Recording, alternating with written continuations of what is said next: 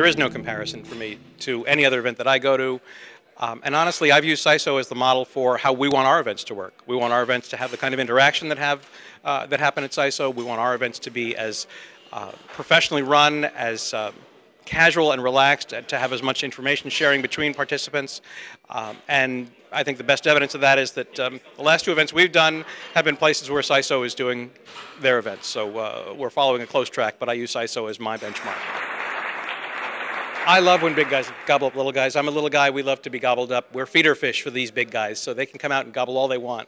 But as far as SISO goes, I can tell you that I've sold 2 shows, one to a SISO member in a deal we negotiated at a SISO CEO conference, another that was sold by a SISO member who assisted us in the transaction. So there's a lot of things going on in the hallways here that have big implications for us, and it's not just the conference sessions. There's deals being made. Honestly, I think some of the shift to electronic media has left some openings. We're finding that, believe it or not, print is a surprise to people now. And so when they get a mailing or they get a postcard, it's getting more notice than when the mailman came with a bundle of mail. There's less mail moving, and for us at least, we're finding that some of that mail is getting noticed before.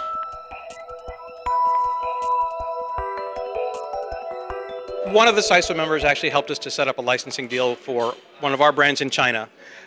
But frankly, we haven't conquered the U.S. yet, so we're going to keep our eyes on finishing everything we can get out of the U.S. and North America, and then we'll see if there's some other continents we need to conquer too.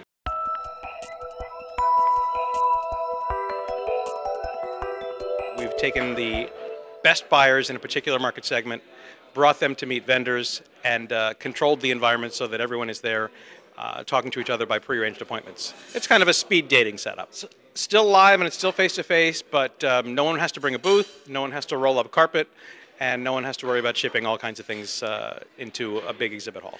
I think we're going to continue to see some fractionalization. I think the big, ginormous horizontal show is not going to be around in many spaces. So shows are going to continue to balkanize and go after subsets and micro markets and find smaller audiences that are of more value to the people that are there.